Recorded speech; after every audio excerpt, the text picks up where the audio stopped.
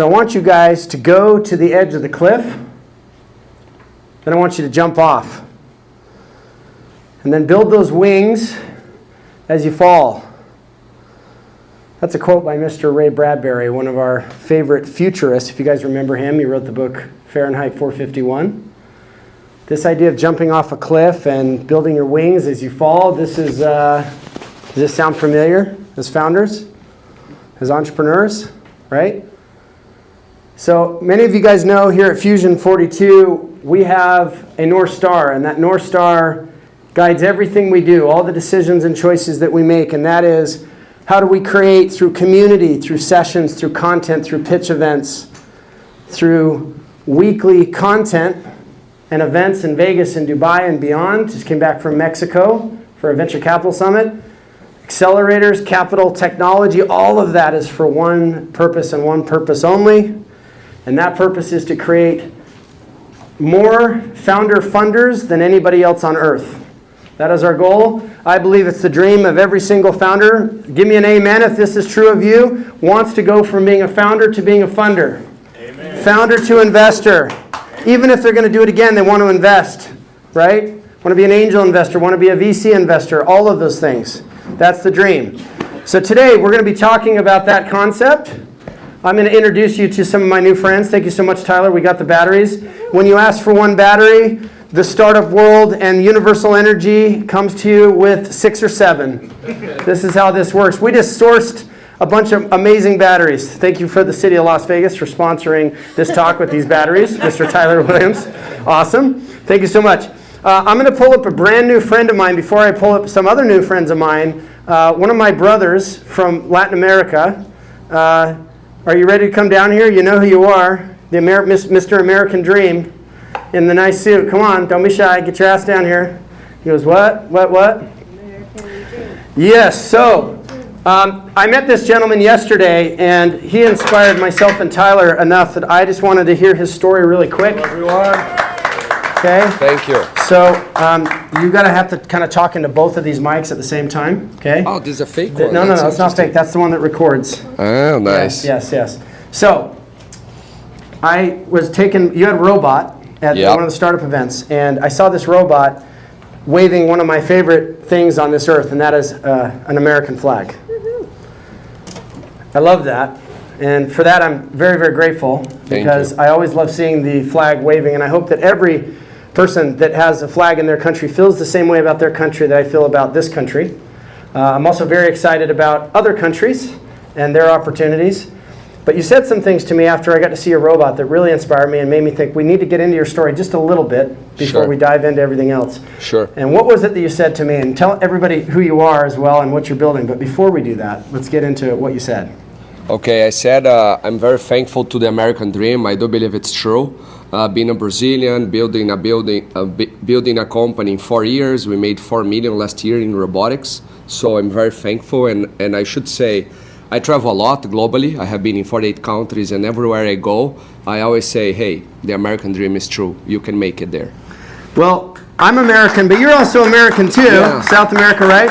And I just want everybody that's listening, everybody that's watching, to really tap into that energy of what is your dream? What is the dream that you're building with your customers, your clients, that gets you really riled up, that gets you out of the bed every morning, right? Purpose is the best alarm clock. And I want you to be in that energy today while we get to hear from individuals like him and with some of our other friends. Tell them who you are and what you've built, and then we're going to keep moving. Perfect. So how long do I have? Poco. Okay. So basically, I work in manufacturing for over 15 years, almost 20. And in many factories, in the US especially, they don't find labor to carry boxes, for example. No one wants to do it. They could make more money doing Uber than carrying boxes, so why doing boxes? But the manufacturer needs to do it. So I said, why don't we install robots that I have been doing for many years? And the customer would say, I don't have capital to buy this here. So what I'm doing, basically, I'm renting robots cheaper than labor. So you can hire a robot to work for you for Christmas season. And then in January, you just fire the robot. And I rented the robot to a different person to do a different thing. Tell me your name. Marcus Curley. Thank you very much, Marcus. Thank you. All right. We're so glad and fortunate you chose our city to come build in. Thank you so much for being here. I've got a cowboy hat on today. I'm from the mountains of Utah. I'm from rodeo country. This is something that I'm really grateful for, that I got to grow up in the mountains. But the reason I decided to wear a hat today is because my buddy Tyler was dressed in like full cowboy attire yesterday with his, I'm the sheriff's star, which I might try to sneak on occasion. And so I thought, hey, why not wear a hat? But also, we had Startup Week here in Las Vegas. Thanks to everybody that helped to make that happen. Very grateful for that. And then also, I'm feeling a little, American, let's say. Not just North American, but American in general, because I just came from Mexico and was invited down there by the senators to actually help them run a venture capital summit. And it was just amazing to see these immigrant and emerging founders kick ass. And I want this to be a wake-up call to all of you guys that are listening to this. I wrote a tweet about this week. You can't outwork, or you can't want it more than an immigrant founder that's come to this country to bust their ass and has no other option, or an emerging market founder that doesn't have any of the opportunities. When I say opportunity, guys, all of this stuff was written into our Constitution. The DNA of this country, it was the first startup. The startup that would inspire all the other startups. And I'm not saying that this country is perfect, but it is an amazing canvas for which that we get to paint on top of. And I'm very, very grateful for that. And in the spirit of the wild, wild west and the maverick, cowboy, risk-taking energy that we have as Americans, I thought it would make sense for me to wear a hat. I'm going to invite some friends up on stage. You guys know who you are. Come on up here. And we're going to dive into a really cool story that I think you guys are going to like a lot. I'm actually going to put you together so that the sharing of the microphones is a little bit easier.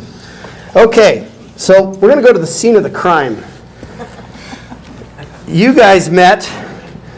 It's a story of intrigue. It's a story of potential corporate subterfuge and espionage.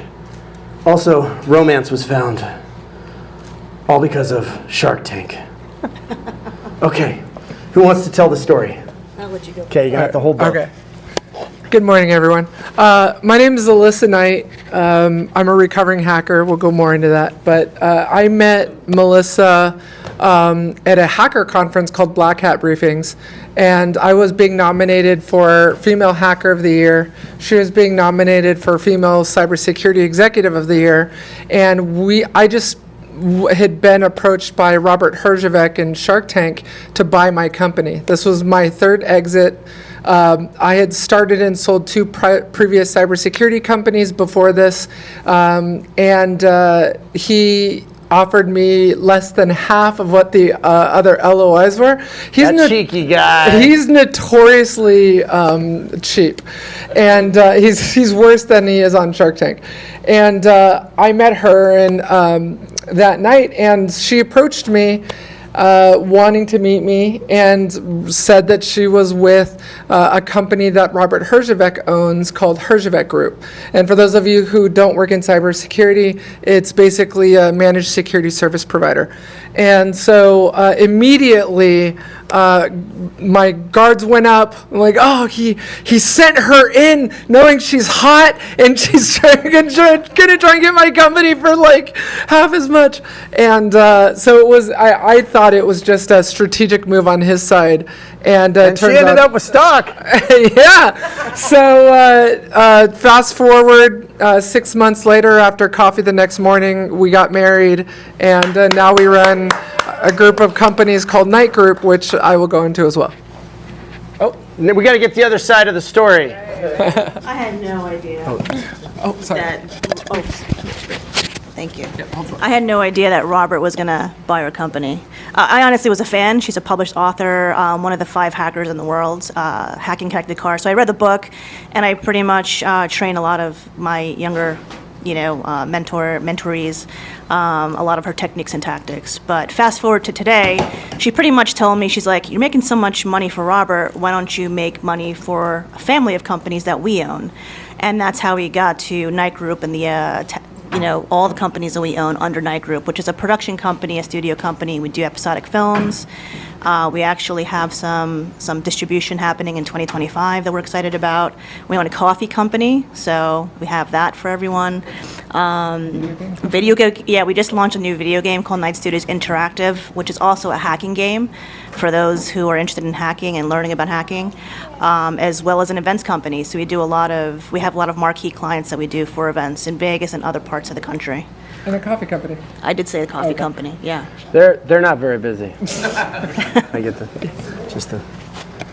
Okay. So there's a lot that we could dive into with both of your paths, with hacking, with making sure people don't get hacked. How many of you guys seen the movie Sneakers? It's my second favorite movie, right? So at the beginning, one of the bankers is talking to Robert Redford, and they say, "Your job is to break into people's places to keep people from breaking into their places?" And he's like, "Yeah, it's a job." She goes, "It's not a very good one." What a cool movie. Anyway. Okay, so you guys have this big background. We're going to kind of skip over that because we're going to focus on the future and why you're excited to be here in Las Vegas and this next chapter as you potentially sell another one of your companies and why you guys are excited to be funders now. And then we're going to flip the script and they're going to drill me with all their fundraising questions. So see how that goes. Okay, so you guys ready to talk about that? Yeah. Okay, why are you excited to be funders and to be looking to reinvest and all of that? You want to take it? Yeah. Sorry, I thought I fixed it. It's okay. I can hack NASA, but I can't turn off his power nap. I've always been interested in helping other founders, other startups. I do sit on boards for different venture capital funds, and I guess selfishly, we've been looking into the idea of starting a venture studio, which we learned recently about through yours truly. And so got really excited about that idea. Obviously, now one thing I do want to let you know about is that with my previous startups, I never took any venture capital funding. I grew the companies organically off of revenue alone. Customers, cash are king. That's best way to fund your company, at least for me at the time. And so fast forward, actually even not wanting to take venture capital funding, wanting to actually start a fund and invest in companies. I'm a big believer in, build your dream or someone will hire you to build theirs, right? It's my favorite quote for entrepreneurs. And so that's kind of how I've lived my life. So I think it's a natural segue. Yeah, how do you know who to approach to fund your studio fund, right? So that's what I want to know, the venture studio. So let's grab this one. Okay, so we're gonna level set the room real quick. So before everybody gets too excited, a venture studio means that they probably are not that interested in investing in you guys. So let's just do some basic kind of explanations of some things. So we're gonna all define what an accelerator is. An accelerator is an outside group that says, "Hey, Alicia, hey, let's see, I think that's, yeah, there's Mr. Cruz up there. Okay, we're going to take your venture and you're going to come into our accelerator, and for 2 months, 3 months, 6 months, whatever it is, we're going to pour into you. We're going to give you support. We're going to teach you how to pitch. We're going to do all that stuff. And we may or may not give you money, and we may or may not take equity. Usually they do take equity. The range is usually between 2 and 8%. And the money they give you is between 10 grand and say 250,000. Founders sometimes that are not very bright or very switched on with fundraising fluency are after the money. That's what they care about from accelerators. That is not the approach I would take. Only sign up to be in an accelerator to give equity in your company if they are truly going to rock your world, because you need to guard that equity as if it's very precious. Let's just do some math. How many of you guys believe you're capable of building a $100 million company? Awesome. All the hands are up in the room. 2% is worth how much? $2 million. You want to give away $2 million willy-nilly? Don't do it. Now, that does not mean you should not share your equity with people that are going to help you get across the line faster, better, stronger. You should. A lot of the biggest companies in the world are built with partnerships. Almost all of them are. Founders getting there all by themselves, it doesn't happen. Business and life is a team sport. So if you're going to give up equity to board members, understand you're getting married to your investors, married to your partners, and married to your board members. Board members are people you bring into your company that you wish you could get as a co-founder. Let that sink in. And there's a difference between a board of advisors, which do not necessarily have voting rights, and board members, okay?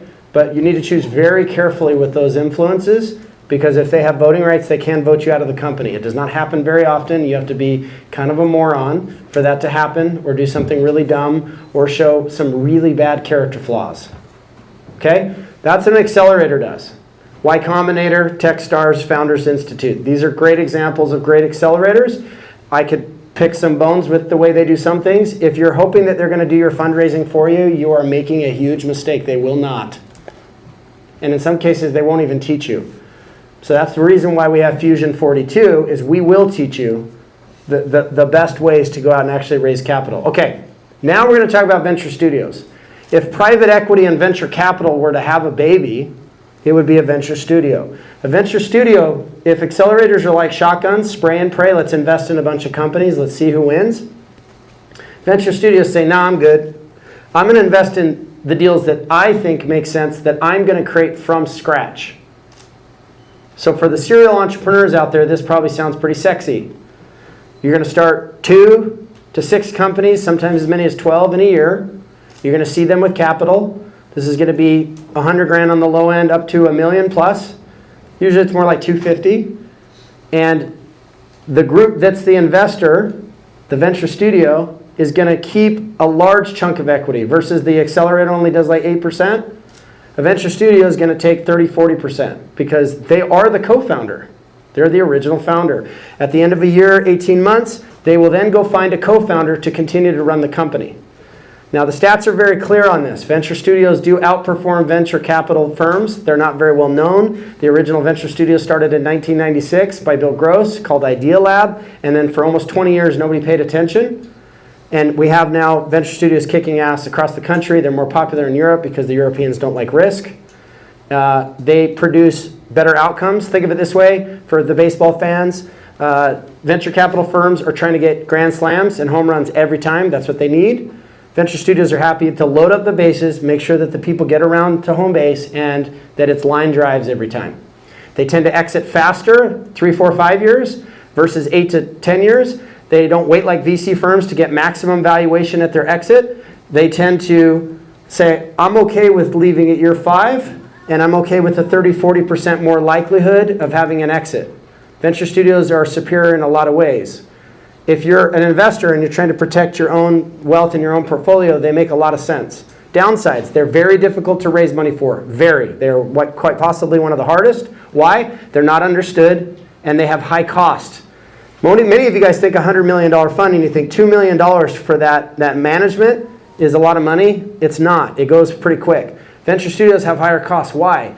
Because they have a team, and that team gets better and better every time they launch a new company. It's the same legal, the same marketing, the same software development, the same operational team, right? And they just get better as they launch companies. The challenge is those are highly paid individuals, and so venture studios have a higher burn up front and over time because there's an internal team that is the co-founder, right? Everybody clear on that so far? That's what a venture studio is. Okay, back to your question. Sorry, I just want to make sure we're all on the same page here. And the question was? How do you raise? Okay, how do you raise? Yeah. Okay. So there's a lot we could say about this topic because this is all about who's got my money. But raising for these, let's just do a spectrum. Raising for money for real estate for an individual project, that's the easiest. Then raising money for a fund inside of real estate, that's harder. Raising for multifamily right now, where the interest rates and the inflation is killing the low interest rate that multifamily usually produces as a stable investment. Real estate is by far the easiest thing to raise money for. It's understood, it's data driven, either it matches the appraisal or it doesn't, and it's scarce, and the banks will give you leverage for it, meaning that they'll allow you to borrow 80% of the money sometimes, not in the current market, to go and buy it. So real estate tends to be the most stable. You can also improve the asset. A better kitchen, better common areas, whatever, tend to increase the rents, right? There's things you can do to improve the asset that are very visible and very time tested. The next thing is private equity. This is the business of buying businesses that create cash flow. Usually not sexy, like a laundromat or something like that. Raising money for an individual private equity deal where you buy a company, that's the next level hardest. Then raising money for a fund that does deals like that is harder. Then you start moving into venture. Raising money for an individual startup. Some of you guys like to whine and complain about how hard it is to raise money for your startup. You're not even at the other end of the spectrum. Raising money for an individual startup is next hardest. Then you've got raising money for a fund, which we are running a fundraising conference called the Fusion 42 Raise Summit, December 3, 4, and 5. You guys will get to hear from people that have had to go out and raise money that used to be a founder like them, that have exited, they're now founder funders, and they have to go out and raise, and they're realizing how long it takes to raise capital. Some of these funds that give them money, or investors that give them money, want to watch them for 6 years. So they actually want to wait till the next fund to invest. So raising money for a fund is quite challenging. And then somewhere after that, you have venture studios. And because it takes a lot of time to explain the model, it can be really difficult to go out and raise for these. By the way, many of the biggest companies, how many of you guys know Liquid Death? That came from a venture studio. How many of you guys know Rover, billion-dollar company, venture studio? How many of you guys know Dollar Shave Club, venture studio? Would you believe it was the same investor that did all those deals? Yes. And I actually interviewed him. We did Investment Week LA with him last year. I interviewed him for the summit. He's got a lot of sage wisdom to share on how do you go raise for those. So what I would say is, instead of going after traditional LPs, limited partners invest with general partners in a fund. General partners run the fund. They sometimes put a little bit of their money, but the majority of money in a fund is from a limited partner. Limited partners can be anyone that has capital to invest, typically accredited investors. I would not go after traditional limited partners to raise money inside of a venture studio because they're probably not going to understand it. I would go after single check writers that are patient. What I mean by that is when a venture capital individual invests in your startup, you're choosing a timeline, you're choosing a business model, okay? And that means that you have to stick to it. So if they invest in the first 2-3 years, they only have a couple of years to realize their investment. That's not patient. But there are single check writers, typically from the Fortune 2000, the private equity groups, and the family offices, which are the same group of individuals that write sponsored capital checks, if you guys remember what those are. That's capital that you don't have to pay back. It's not a loan. It's not debt. It's not a grant. It's money that they give you. It's not equity. They're not taking equity in your company. And if it's not equity, and if it's not a loan, what is it? On the books, it's revenue, right? Those check writers tend to be the ones that are more flexible and open-minded, so those would be the greatest sources that I would go to raise a venture capital situation for a venture studio. Those are the ones that I would get because they're going to be more patient. They're going to be more aligned to the impact that potentially a venture studio could create, right? And those would be my first targets. That was a long-winded answer. Hopefully the rest are not so long. Okay, next question. So, you know, with a startup, when you're raising capital from VC or angels, you have to give that value prop, right? So what's the value proposition for a venture studio when you're talking to an investor? Yeah. So there's two investments. They can invest potentially into a given deal inside the portfolio, right? Which tends to be easier for them to understand. Or they can invest into the holding co at the top that actually manages all the investments. I think much like a pre-seed and seed situation where there's not a lot of performance, it is really going to come down to the charisma, the past trust, the past receipts, the past performance that the team has, building a very strong team that can say, hey, we can operate, which is probably the most important thing.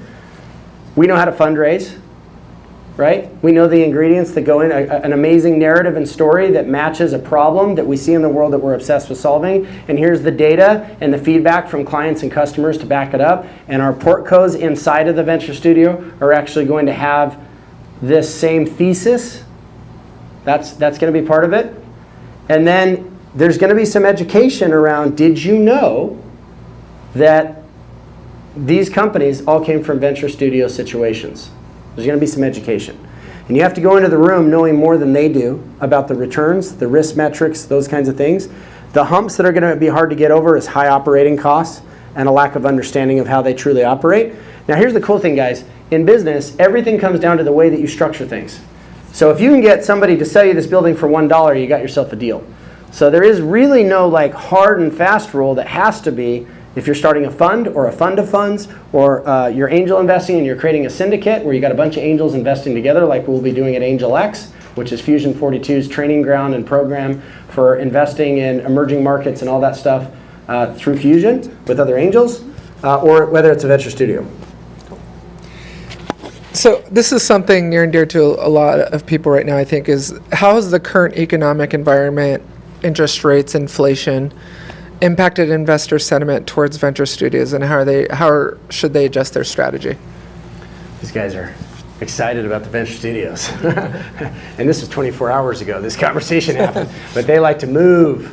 I think that there's a couple of trends. There's more angel investors that are going to be coming out of the woodwork. Everybody that's in this room wants to be an angel at some point. There's going to be more and more of those. There's going to be more family offices deciding that they're going to invest directly, and they don't know how to. So that's going to create some friction. There's a lot of leadership opportunities. Venture studios are also another thing that is going to start to become more and more well known as an asset class. It's going to take 5 to 10 years, though, for that to become really understood. The other kind of trend to think about in all this is what's happening to all the rock star VCs that didn't do so well the last 15 years for their LPs. There's a wave of LPs leaving the traditional funds, and they're now saying one of two things. I want to do something different with someone else, potentially a venture studio, or I want to invest directly because that VC didn't do a very good job, and I'm an expert in underwater basket weaving. I should just stick to what I know. I'm going to invest direct. So an example would be these ladies here were contemplating, and still have the option to at any time, becoming an LP in another fund, give somebody else the money, and that fund manager is basically saying, you're hiring me to find great return and to find alpha in the market that nobody else can find. I have the best deals. So that's a decision they could make. But they're also kind of saying, wait a minute, we're the experts in cyber, we're the experts in hacking, we're the experts in certain things that we've learned. We would like to be more focused on where we believe things are going. And so what's going to happen is you are going to see individuals starting to say, I'm going to invest directly, or I'm going to invest in something creative in a newer vehicle. That is what's happening across the board. LPs are leaving a lot of the funds. There's zombie funds out there that can't raise new money. That's what a zombie fund is. They're default alive, but they can't really raise another fund. And the game in venture capital typically is you start raising a fund before the other fund runs out, and you keep playing the game. Thank you. What are some top metrics or factors that you have to provide to your investors? What are some key things that you need to prepare for? Yeah. Okay, so I'm going to try to answer this quickly and for both sides of the table, for the startups and for those that are looking for LPs. It may not surprise you guys to know that most fund managers don't know how to raise capital all that much better than you do. So I strongly encourage you guys come hang out in the Telegram groups and start getting real-time feedback on any of the questions you have across anything you want to learn in your startup, whether it's startup validation, GTM. We're maniacs about AI and how you need to be using AI for everything in your company, not as a feature in your company, to do everything to get your company market ready. 80% of fundraising is being market ready first. And what venture studios do well is they get the companies to market readiness before they nudge them out of the nest. That's what they do.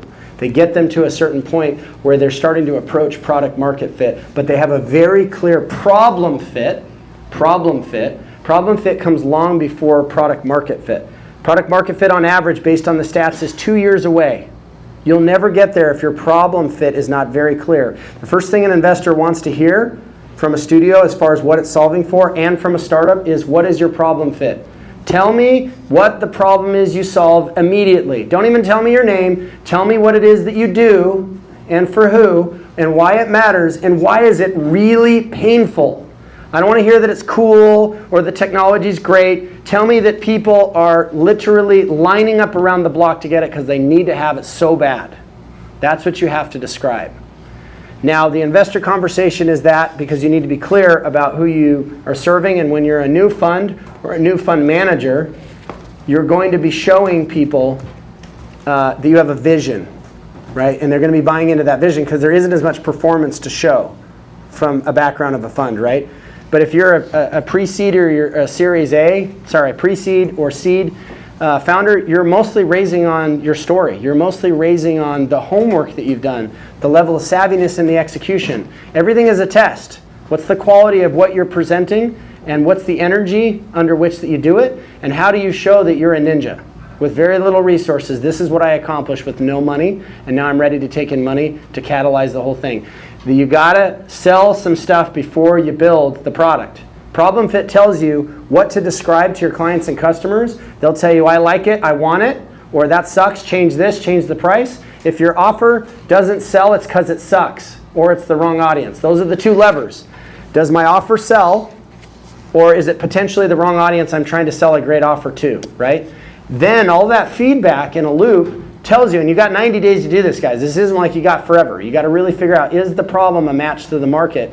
And is the problem I'm describing and the feedback, it's going to tell me what to actually build. Do you see that?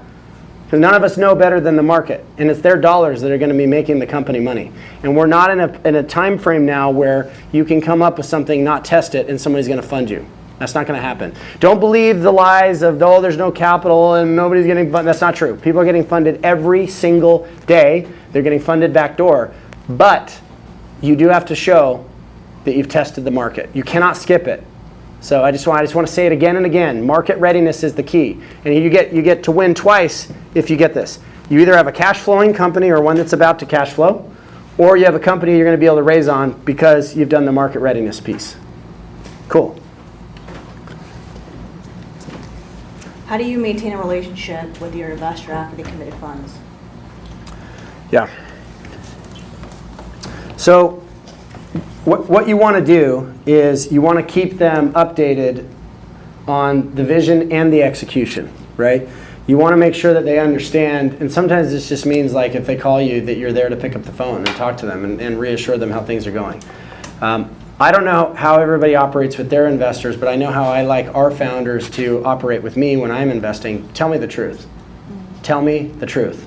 If it's ugly, tell me the truth. Don't tell me later, tell me now so that we can work on it together because we're in the trenches together. I want radical honesty, ownership, and accountability. Don't just tell me the problem, tell me what you're doing about it, and have some ownership and responsibility over what the actual problem is so that we can do something about it. I think most investors will hang around if they feel that there's that kind of a relationship. The other thing I was going to say is, when you raise with investors as a founder and when you raise as a funder that's actually putting together a fund, raise based on relationship versus returns. So I learned this from my VC partners that managed over $800 million as financial advisors. And I was giving some advice to a local fund manager that has several hundred million in assets on the real estate side. And I said, there's nothing unique about you other than return. If you want to go after bigger investors, you have to have a story and you have to have something that's really, truly unique about you that bonds them to you so that if you're a percentage point back, they don't yank and go away, right? If it's just about return, if the only thing the investor cares about is that, you're on shaky ground for somebody else that's better, smarter, and more charming and enrolling to come and take those investors from you. The return matters, let's get real, especially if you're building a fund, because you have to be competitive. But it should be return plus. Return is table stakes. That's really important. So build your relationships when you're stacking capital into a given round, multiple investors, multiple capital types, which usually I take the time to explain. But do it based on relationship, not just based on the return. And that means you have to be exceptional as a fund manager and exceptional as a human being and a founder.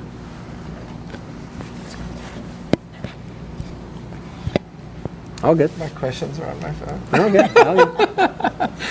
All good. Okay. So, how do you see the venture studio model evolving over the next few years, and what challenges or opportunities do you foresee in terms of raising capital? Like, it's clearly something very new. Yeah. So there's two kinds of venture studios. There's startup studios and there's venture studios. Startup studios are ones that start as a marketing agency, software development, maybe their sales group. They basically do one of the functions really well that venture studios do for their internal portcos. They don't have a fund, and so they need to do this for outside companies to get enough cash to then really start their own companies.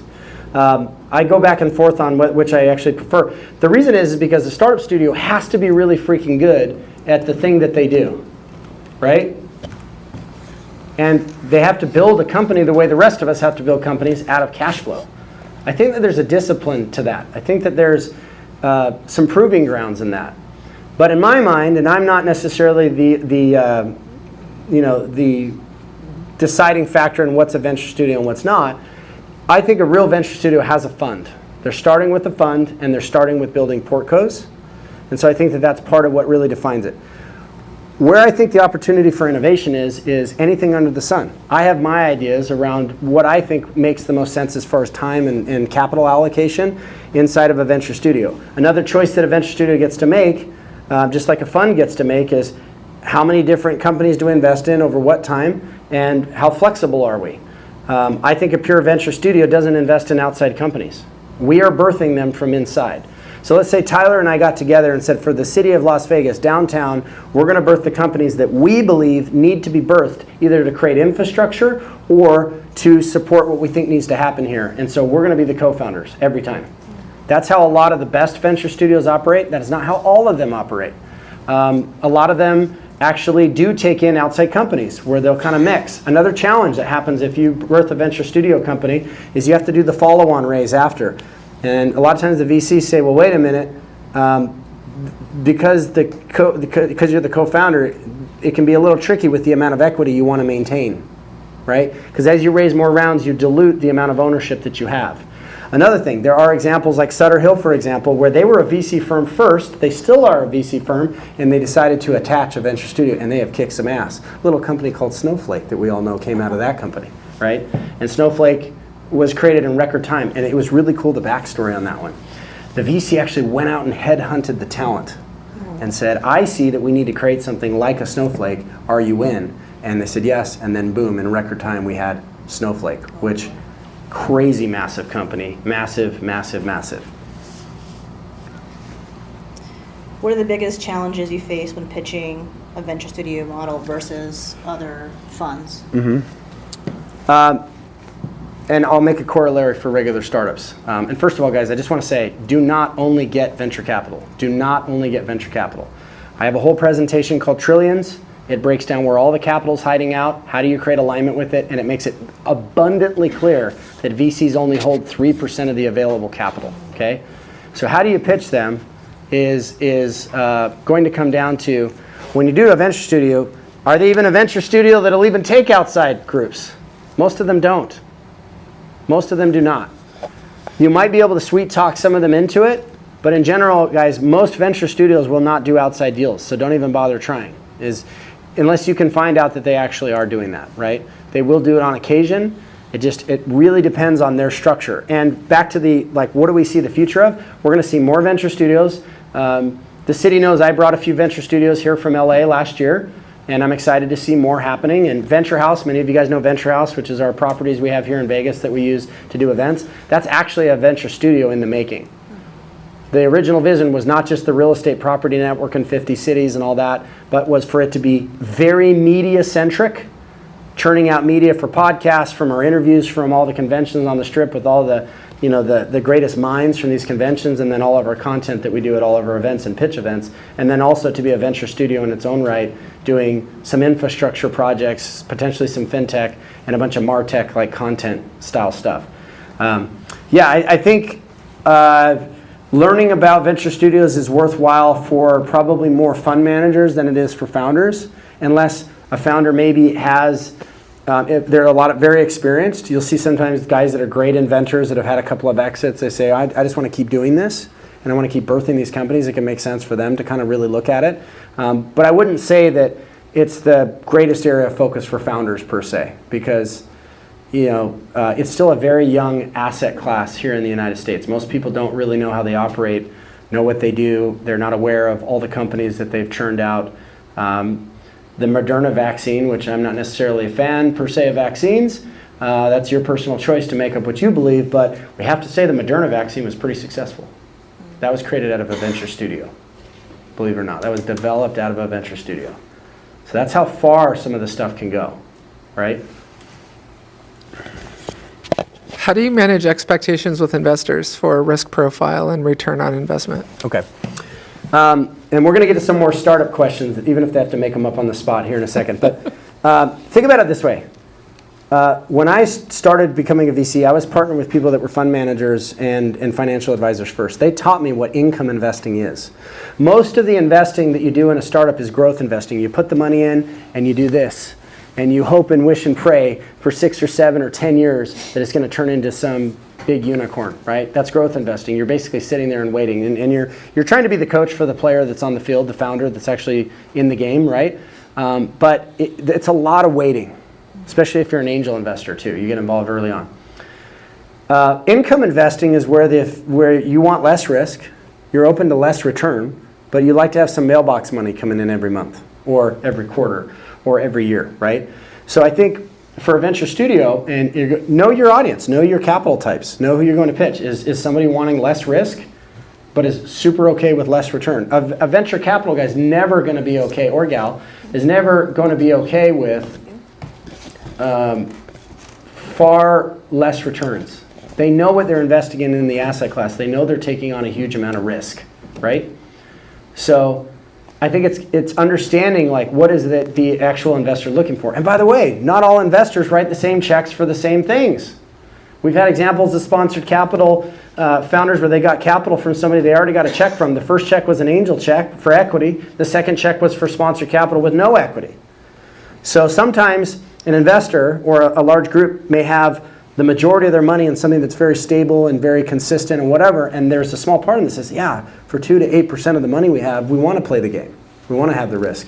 So somewhere between private equity, which tends to be quite stable as well, and is a bit faster, and far more controlled because the companies are already producing cash flow, and startups is where venture studios sit. All right, for you entrepreneurs out there, looking to the startup questions. So how does, one of the things that I struggled with as an entrepreneur was, when do you raise money? How much do you take? Because when you raise money, obviously that's expensive cash. Yep. That's expensive money. It's the most expensive money you'll ever take. Okay, so I wrote a tweet about this 2 days ago, I think. And I had a founder in El Paso, Texas that asked me, you know, hey, I think I want to spin off a couple of other companies. When do I know to do it? I'm like, don't. Either stick with what you're building or go build something else. Unless you're a highly experienced founder, do not start spinning off other companies and getting distracted. Do not, do not, do not. As a founder, you must be maniacally focused on the problem that you wish to solve until you're so far into it that you can afford to do something different. Another thing I tell most founders, first-time founders should not build marketplaces. That's what Fusion 42 is. On the supply side, we have capital and investors. On the demand side, we have founders. And in the middle, we have what we call framers. These are the service industry experts and whatever that show up in the middle to be the connective tissue between the two. And not only are we building a marketplace model, like an Airbnb or an Uber or whatever, we're also dealing with every single user, founder, has different capital needs at different capital times. So it's a very complex thing to build, for those of you that have wondered why it's been a slow process. Because even we cannot defy the laws of gravity. We always have to test and track and try everything to make sure that we're on the right path and not drinking our own Kool-Aid. When to raise? When you have a problem statement that is very, very, very clear and you've tested it. Do not even attempt to raise until you can describe, here's the feedback we've collected from 1,000 people. Here's the money we have, and if we don't have money, here's all the surveys, and here's the wait list. We are crystal clear on what needs to be built because we know the problem. And we're more interested in the problem than we are in falling in love with our solution. Founders fall in love with their product. They fall in love with their solution. And they think it should not be changed. The market needs to change. Then we'll do good. Instead of, no. The solution to the problem you built is what gets to change. That's what can change. Fall in love with the problem. The billionaire guy that created Waze, and he's on his fourth, about soon to be $1 billion exit. He wrote a book, and I'm happy to make it available to you guys. You didn't take me up on it last time, which is fall in love with the problem, not the solution. And he operates kind of in a venture studio way as well, where he takes the same teams and they go and they do it again. And so do not attempt to raise until you have done the market ready piece. That's really one of the big answers. And when you raise can be determined on what kind of capital, which is something you guys need to start coming to the sessions to better understand all the different capital options, right? Because there's 60 plus capital types out there, and they all operate differently. There is no perfect capital. There is no one investor coming to save your business. And the other time to raise is you must always be raising. You need to be raising the relationships, which is something I kind of need to start writing more about. Raise the relationship now, but raise the capital when it's the right time. Raise the relationship now. The time to be raising is 8 to 9 months before you need the capital. The time to have the relationships is yesterday, last year. The time to be building the relationships is now for maybe a year in advance. Maybe they don't fund you for another 2 rounds. One of the things that some of the VCs said in the interviews that I've been doing for the Raise conference is some of these sneaky little founders would come to me with a question, really thought through question, built a relationship, didn't ask for any capital, and then later when it was time to raise capital, I gave them money. Fundraising will take you way more time than you think. It'll be way more exhausting than you think. You'll be rejected way more than you think. You're going to get rejected 200 plus times to get 5 or 6 or 7 people to say yes. This is the reason why we're scraping the internet of everything check writers say or do, so that we can tell you those ones that are ready that have capital. Every single week on our newsletter, we're publishing what the new funds are that have fresh capital ready to deploy. They're going to be the most eager to give you money versus play games, because they need to get rid of it.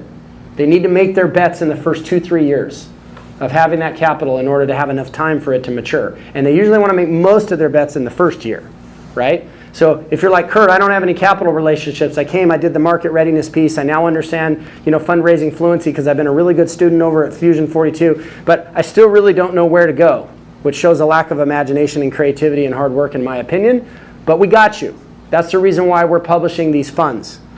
If you hang around long enough, and let's just say the average week is 15 to 20 new funds, imagine that in a couple of months, you're going to have a pretty good stack of people that you can go and approach.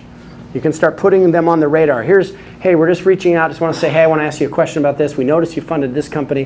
How did you handle this? You ask something thoughtful. You show up. You add value. You put them on the radar, and then you come back a couple months later. Hey, just wanted to update you, let you know that we built this. We executed. We moved. The thing we said we'd do, we're doing it.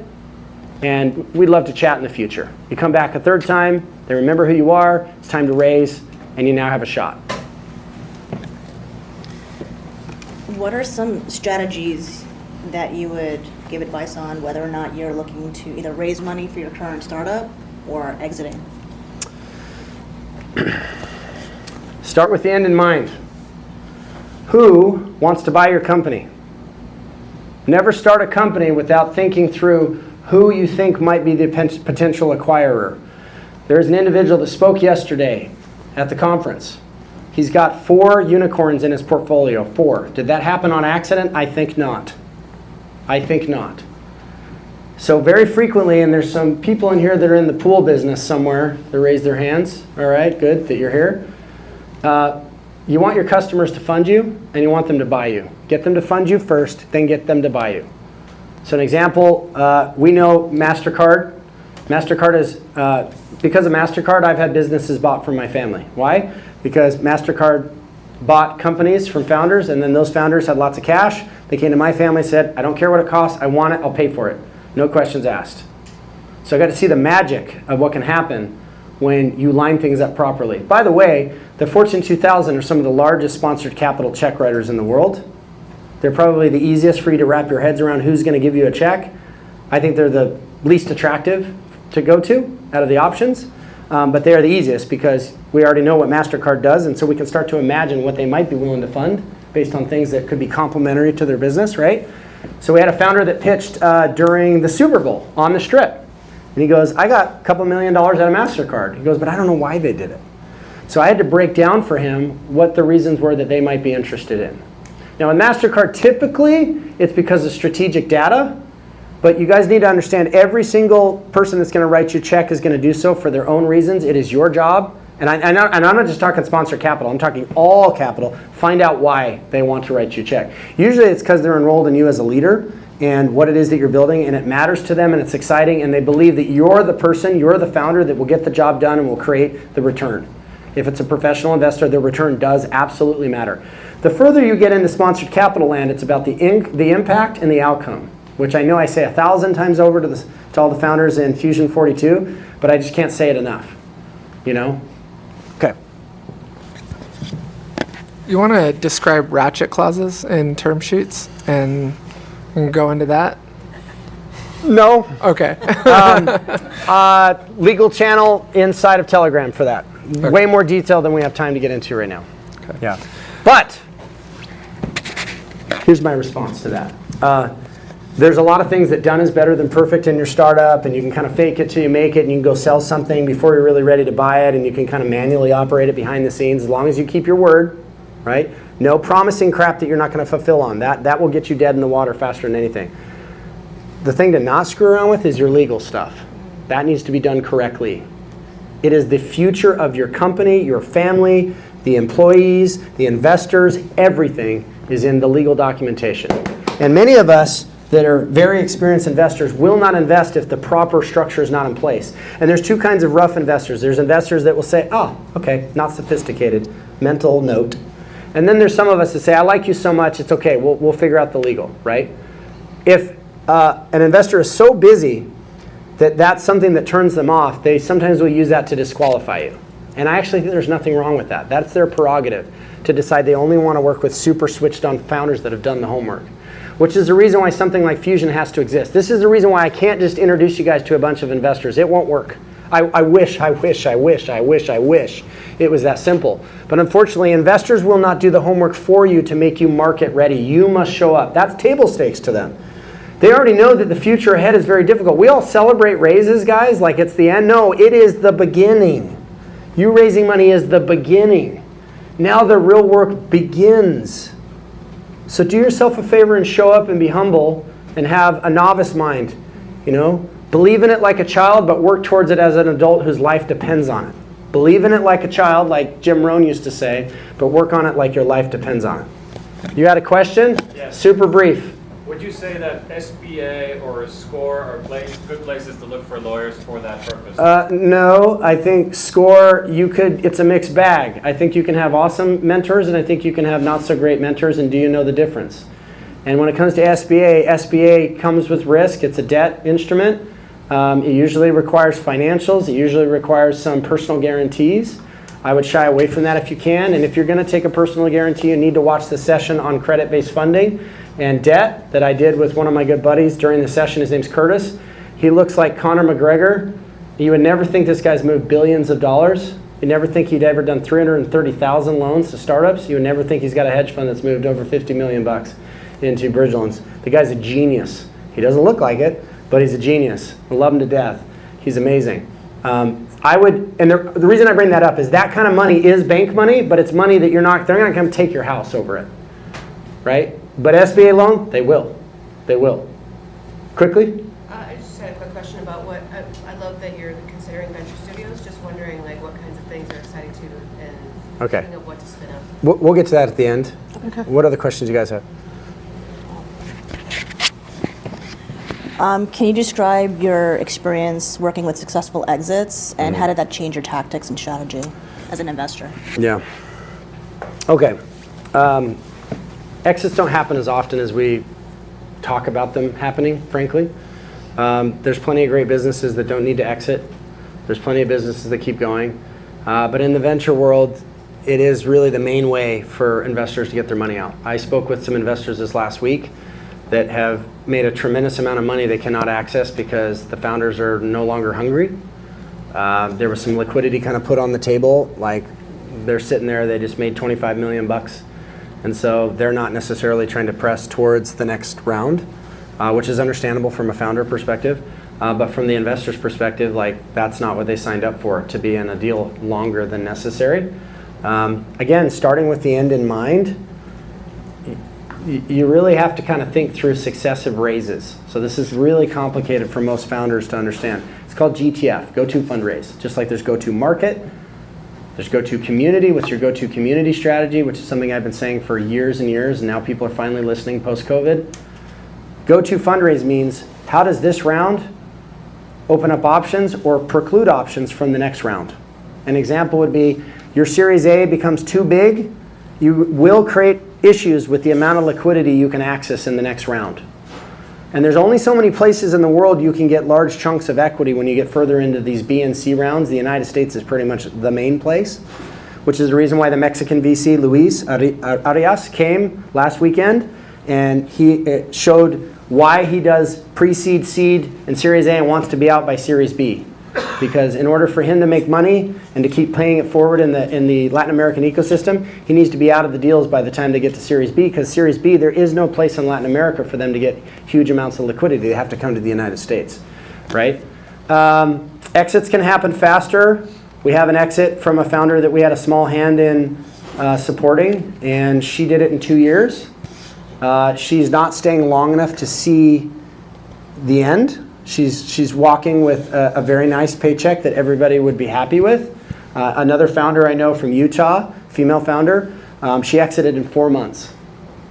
She built something that was so attractive they bought it. But again, this wasn't like maximum dollar value. So let me give you an example. She could have had 50 million, but instead she walked for, let's just say, high 7 figures.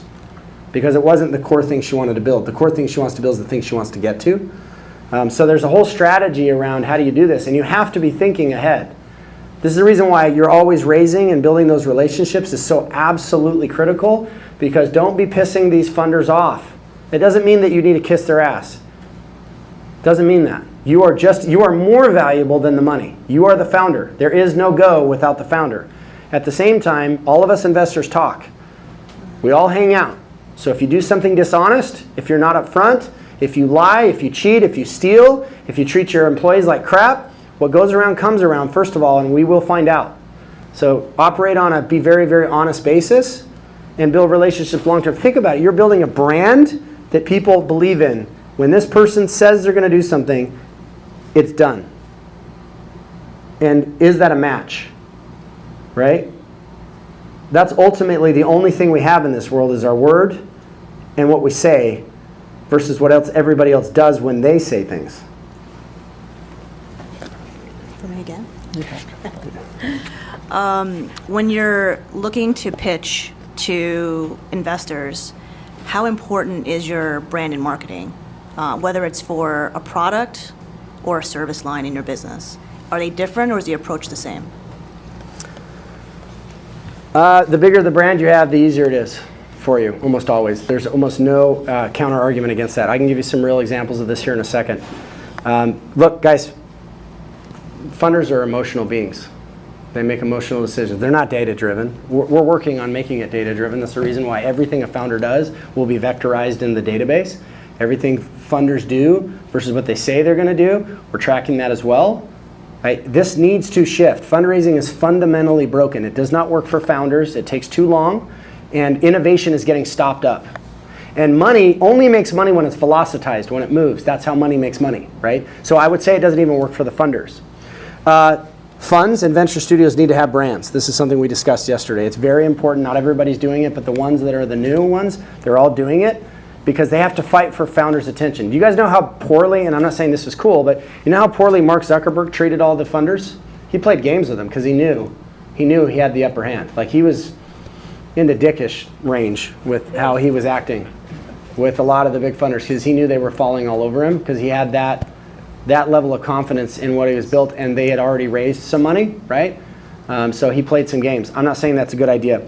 A couple of years ago in Scottsdale, we were doing an event at the Phoenix Open. And I love the history of how groups got to where they are. That's like my favorite thing. Not just the origin story, but like the mechanics of how did the raise go down, right?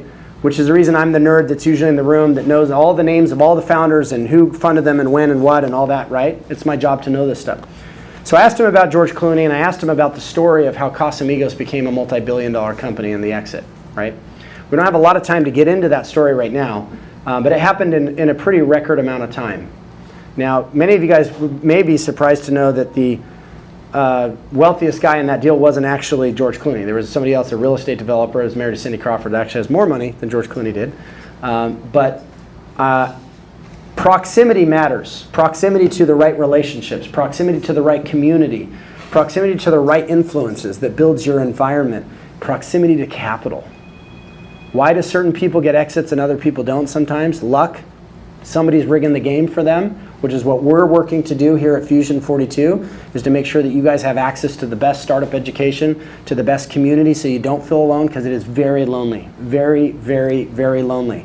We're not just small business owners here. We're the 1 in 1,000 that is crazy enough to think we can change the world, which is why Steve Jobs says that we usually are the ones that are able to do that. And so proximity to capital matters too. How many relationships do you have that know you and trust you that are willing to part with capital to give it to you? Now, one of the things I like to do is I like to take the Casamigos deal and I like to compare it to The Rock and his tequila deal. That happened in even less time. Then I like to compare it to Ryan Reynolds, who's probably the most brilliant of all of them as a marketer. He owns a marketing company, which he exited from. Do you guys know if we circled up most of the films that Ryan Reynolds, we don't know what the numbers are from Deadpool yet, the last one. He's a freaking marketing genius, though. I can't believe that Disney let him get away with all that woke commentary, let's just say. But he made about $120 million on his movies. Not bad, right? Prior, right? He made way more money as an entrepreneur. As an entrepreneur, he's made hundreds of millions of dollars. He did the deal with Mint Mobile. He did the Aviator tequila deal. He's got more coming. He is brilliant. I want that to sink in. And I'm bringing this idea up of the two hardest things in business are acquiring capital and acquiring audience. You master one of them, you will do very, very well. You master both of them, you are absolutely deadly. What's the corollary? These guys have huge amounts of audience, which brings them huge amounts of proximity to options for capital. The more options to capital that you have, and the more that you can show that you're an executor, the better you're going to do. It was no mistake that these exits have happened in the record time they have. We're talking like under 5 years, 3 years, 2 years kind of a thing. Right? So when you ask, does brand matter? I think it does. It matters a lot. Because when you have lots of options like Zuck did, you get to dictate the rules. You get to dictate the options. You get to dictate to everybody else what's going to happen, provided that you're executing. It's not like these companies happen just because these people didn't know anything. They showed up as professionals. Robert Downey Jr. invests in venture. Did you guys know that? But he built a team that does that so that he doesn't have to be the expert. Probably have time for one more, something like that. So my last question is, what are some of the biggest mistakes you've seen after a startup has received capital, and how to avoid those mistakes? Biggest mistakes. Maybe the easy cop-out answer is that you're not fundraising fluent. You don't know what's out there, and if you don't know what's out there, you're going to run after any little thing that you can potentially get, right? So that's the probably, you need to arm yourself with education. Do not be the founder that shows up saying, I just met you, can I have investor referrals? I'm like, I don't know you. Is there anything else of mine that you want right now that you haven't earned? So start first by actually being a founder that is so excellent, other people like have to get involved with you. So the two things I'd say is look at yourself, which is something that doesn't happen very often. I asked a question of the Y Combinator president yesterday.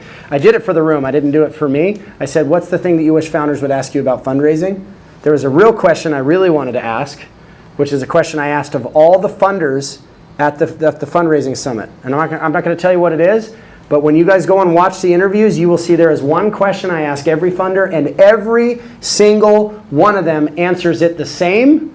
And I just think to myself, founders are missing an enormous opportunity to be different than every other founder if they actually ask this question of the funders. It's just unbelievable how founders, it never dawns on the founders that it's their fault that they're not funded. It never dawns on them that this is a volume game, that they can get in there, they can do the work, and yes, luck is a big part of it, all those things. But you don't want to know what beats luck? Volume. What beats luck is how many at-bats. Oh, Kurt, that won't work. Okay, how many companies have you talked to give you money that could fund you? I've talked to like 10, not enough. I had a Mexican founder tell me, I talked to 30. Not enough. You make up for it in volume. At the very least, you get the reps in, you build the muscles, you build the skill sets, you build that assassin instinct of what really needs to happen when you're in the pitch and the ball's coming at you at 100 miles an hour. And you know exactly what to do, and you actually relax. Time starts to slow down, and you're loose. That flow state, right? That's one of the reasons why even when I listen to music or I listen to audiobooks on my bike, I still like to have some where I can hear the crunch of the tires. Like, I can feel so connected to the ground. I can tell the difference now, different types of dirt. I'm like the Eskimos in Alaska where they have all these words for snow, right? I love dirt because I know the differences. I know what's going to happen with the tires. What's it going to allow me to do? Am I going to move faster? Am I going to move slower? Am I going to slide out? Am I going to be off the side of the cliff? That comes from experience. You can't teach that. And so that came from volume, and it came from me falling off the side of the mountain more times than I want to admit. Do you want it that bad? Jack London said something I love. Don't wait for inspiration. Go after it with a club. How many of you guys are ready to do that? How many of you guys are ready to do that? All right. We'll see you on the other side, and we'll see you at Fusion 42. Come get a group picture.